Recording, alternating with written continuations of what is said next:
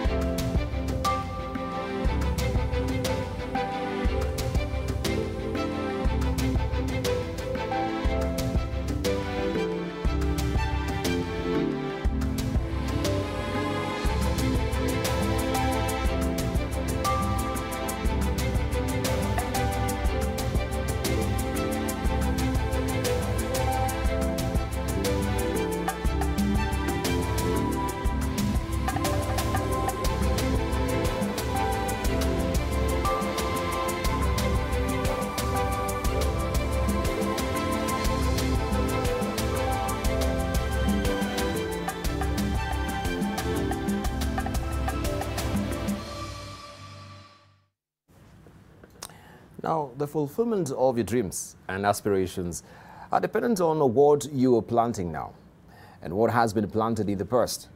Do you want to reap more trust, friends, a job, good health, greater self-esteem? Then you need to be active planting new seeds, making those investments in jobs, applications, in courses, in exercise, in healthy eating and living.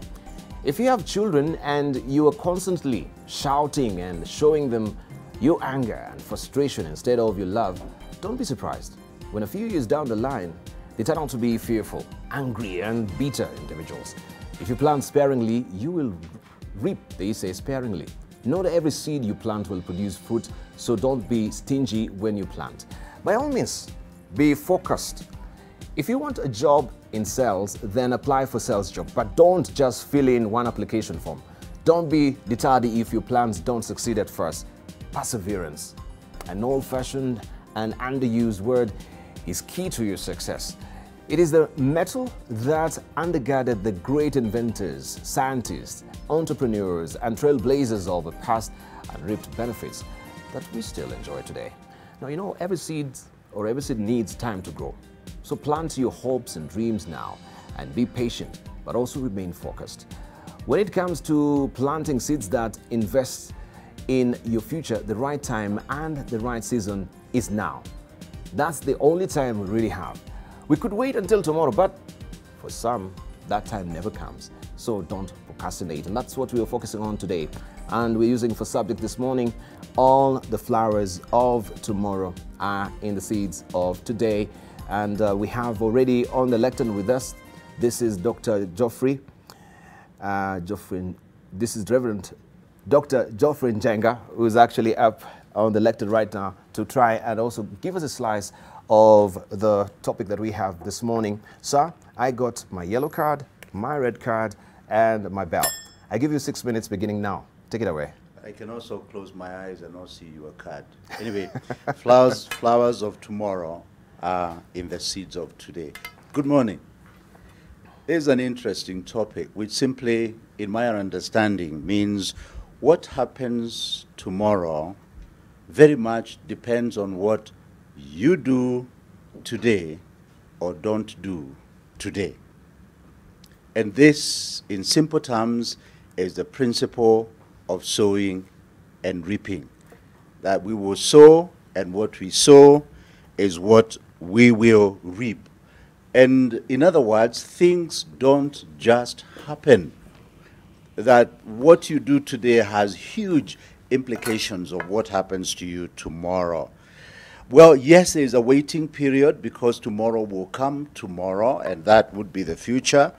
There is the passage of time, but for sure, what you do today has huge implications of what will happen tomorrow. Someone said we borrow tomorrow from our children, and we should therefore be very conscious and careful how we handle today, because we live on borrowed time effectively, and the price will be paid tomorrow. There is also the planting season, and we, I think, forget that there is the planting season, but the outcome will be tomorrow. For example, an individual does not suddenly get organized. You've got to be willing to plant the seed of order in your life. You don't suddenly become fat. You eat, and you're planting the seeds of a big body tomorrow. You don't suddenly become rich. Of course, in this country, we have people who have become rich overnight, but we know that they have planted the wrong seeds. Riches, the right riches, will take time and effort. A career does not suddenly happen. You plant, you invest time in studying, in doing the right things, in the job, and develop a career. You don't become godly simply because you hear people are godly. It takes a beginning, planting the right seed today, obviously, accepting Christ in your heart, and then you grow in that. An athlete does not suddenly, a professional athlete does not stumble in the field and then suddenly he becomes a wild beater. No, it doesn't work like that. You've got to be willing to plant the seeds today of hard work, practice, and so also for the professional soldier. I know that corruption is a word which is in the mouth of just about everybody. A nation does not suddenly become corrupt. We didn't wake up one morning only to discover that we are corrupt. We've been planting the wrong seeds over the years, and now we are planting the seeds. Or our lakes and rivers do not suddenly become poisoned. This is seeds we've been planting over and over, planting seeds of poisoning our rivers. And so is environmental degradation. It does not just happen. It's actions we take. I know we are trying to reverse the wrong actions and the seeds we planted on the water tower, but it took a lot of time. And of course, the church does not suddenly become rotten. It does not suddenly become powerless. We plant the wrong seeds and we reap what we planted. People have said, and I think it is true, that the church has lost its voice or it is miffed.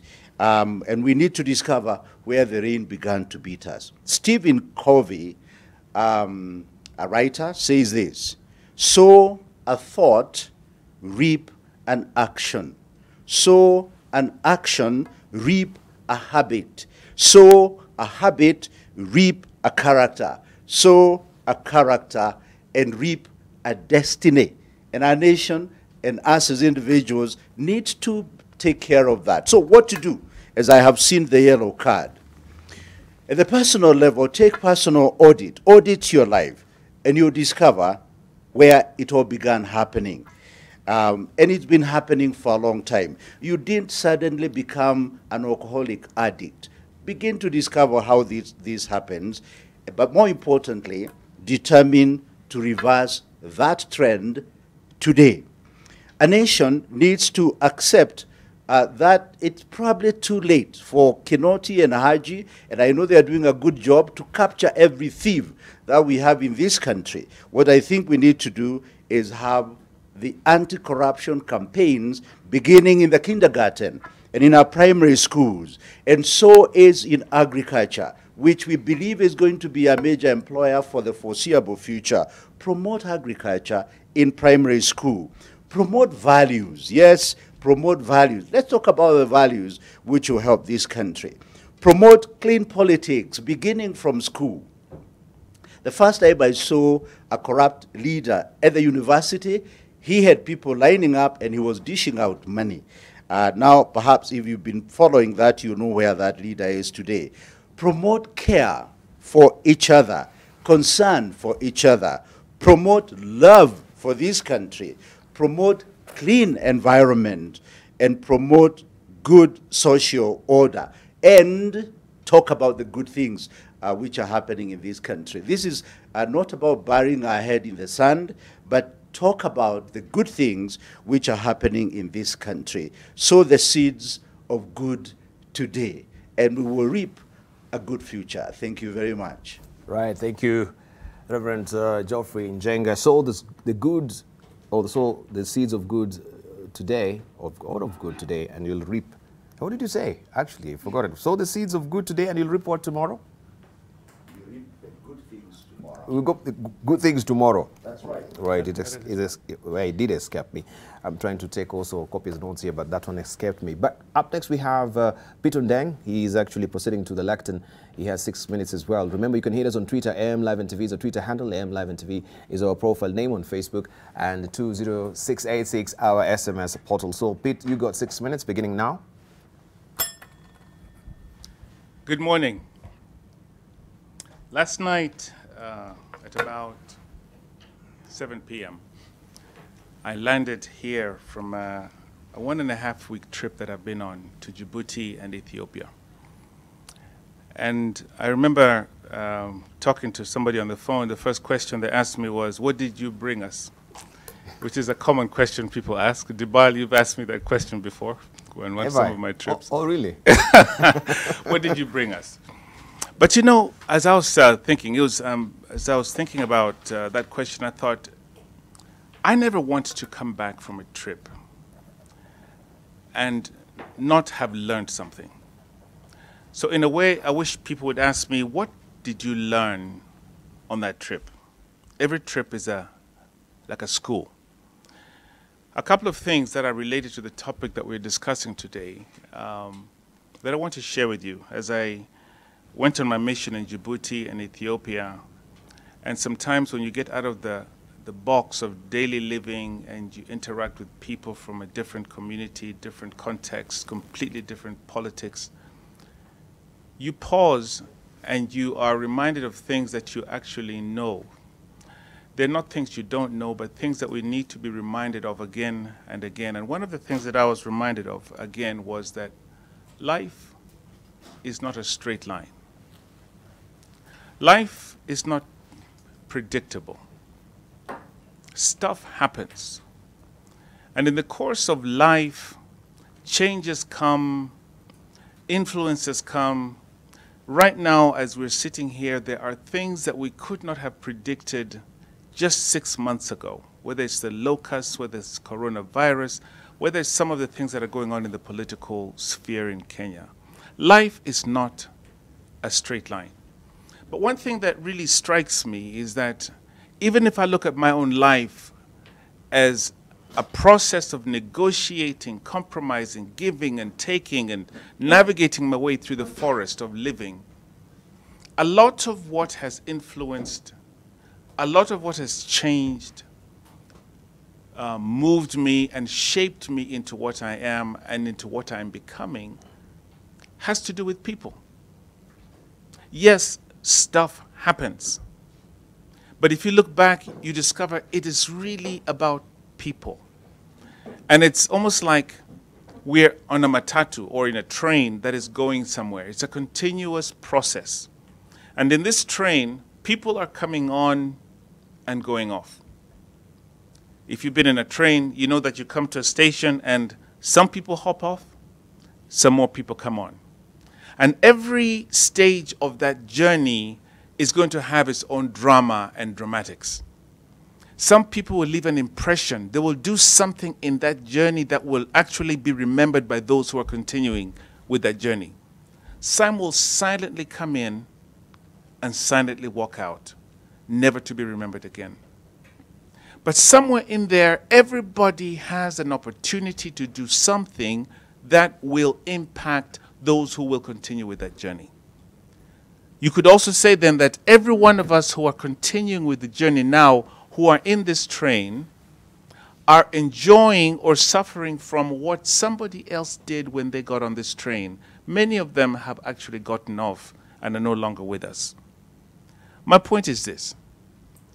Life is not like a football game with a beginning and clear rules and a referee and something that you can say that, you know, these are the winners and these are the losers. It's actually like an infinite process that where we are called simply to play our part. And playing that part sometimes means that we have to deliberately plant something that we know may not benefit us, but is going to benefit somebody else who will come on that train much after I have gone. Let me say that we need to be deliberate seed sowers. Deliberate in the sense that, yes, we know that seeds must be sown, but we benefit from seeds of the past, and the future is the fruits of seeds of today. But am I deliberately planting seeds in the lives of people? Am I deliberately doing something that may not have any benefit to me, but will have some good in the life of somebody else today or tomorrow? This is really what it's all about. Let us be deliberate seed sowers. And as we have also heard already, not every seed that I'm going to plant is going to grow. But I'm going to plant anyway. And along the way, in this journey, in this train, or whatever you want to call it, some things we will do will be mistakes. We will hurt people.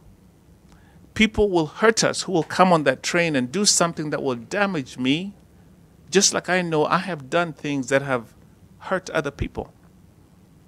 There is a process we must go through, keeping our eye on the goal, knowing that life is a continuous process of planting and reaping. We plant and we trust that some of the seeds that we're planting are going to be harvested. So my bottom line is, be a deliberate seed sower. Do something that you know is putting good in the lives of those around you, knowing that it may not be in your lifetime, but certainly it will benefit somebody. Thank you for listening. Thank you very much, Peter Ndeng there. Be a deliberate seed sower. Are you doing that? Are you deliberate about it? It reminds you that life is not a straight line. We need to be deliberate in sowing our seeds, and we shall be also discussing this much later once we buckle down to just discuss some of the salient points that they've raised. Proceeding up to the lectern next is Nancy, and also Nancy will give us a slice of the topic as well this morning. Nancy, take it away. Thank you. Good morning, Kenyans and people around the world. All flowers of tomorrow are in the seeds of today. I beg to go a very different way in analyzing or in building this concept, like I always do. I think that a lot of people are concerned with productivity, with reaping and harvest, and little attention is given to the seed that is being put into the ground. And I want to take the 6 minutes to simply think about what us as human beings have been sowing. And I will take the example of the Kenyan story from independence and pre-independence, from colonialism. Our education system, we adopted it from white men who killed, raped our women, and mistreated Africans in any way imaginable. The economy that we run today, we also adopted from them. The taxation idea came from them. We, as Kenyans, are an example of individuals who are carried and continue to plant seeds that are not their own, but are rather inherited. See, the seeds of today are from the flowers of yesterday. And until you are able to understand that and stop within yourself and ask, do I want to reap the same fruits? Then you're caught up in a trap And you have no say, really, in the type of life you lead, in the type of fruits that you reap.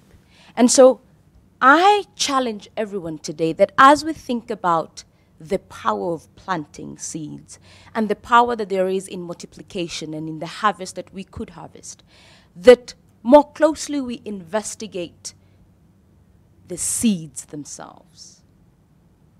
The universe operates with very specific principles that do not respect personalities or tribes or races. They are universal and undeniable. And so, although we were colonized, if we do not stop to ask ourselves if this is the direction we would like to take, and this is 60 years on, then we will continue to replicate what the British wanted, and therefore remain their servants. And this analogy must also be brought at a personal level. And a lot of parents are concerned about the generation X, Y, and Z. And a lot of them come to me with frustration that the young people are impatient, the young people are abusing drugs, the young people, no one can tell them anything. And yesterday, in a similar conversation, a young man asked his aunt, as she complained away about her daughter, "But didn't you raise her? Isn't she a product of your actions and teachings and values?" And this is a tough question. In fact, the conversation ended there. We as human beings are afraid of facing our own darkness, and rather wish to continue to busy ourselves in doing when we have not mastered being. The process of creation is threefold: be, do, then have. If you have not mastered being courageous, patient, kind, please, oh please, don't plant any seeds, because there will be seeds of jealousy, corruption, as mentioned, and this is what as a country we are reaping every day. So I suggest that we pause and investigate the seeds in our hands and the seeds in our hearts, so that moving forward, those that take time to pause can be conscious and deliberately choose the type of seeds they want to plant. And therein is the only difference between human beings and plants, is that you can choose and consciously change the story, transcend your own limitations and the limitations of those that came before you, great-grandparents, parents, and so forth. So I challenge us today to pause and examine the seeds that we have, so that the narrative, hopefully, of this country, this continent, but more importantly, of us individuals, can be transformed forever. Thank you. Thank you, Nancy. Right, and there is her submission. I think also we need to pause as a country and investigate the seeds that we have in our hands and in our hearts. Are these the seeds that we want to plant for the generation of tomorrow? What will they reap? Looking at the seeds of our economy, where we saddled with so much debt, right? Do we want to plant that for our children to be reaping in the next generation?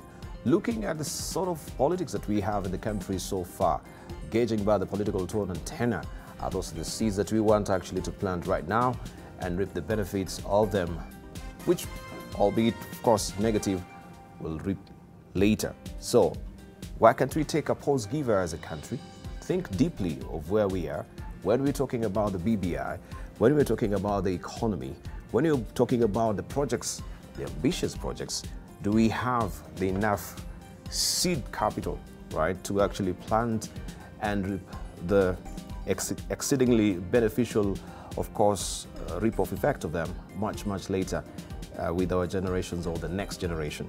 Those are questions.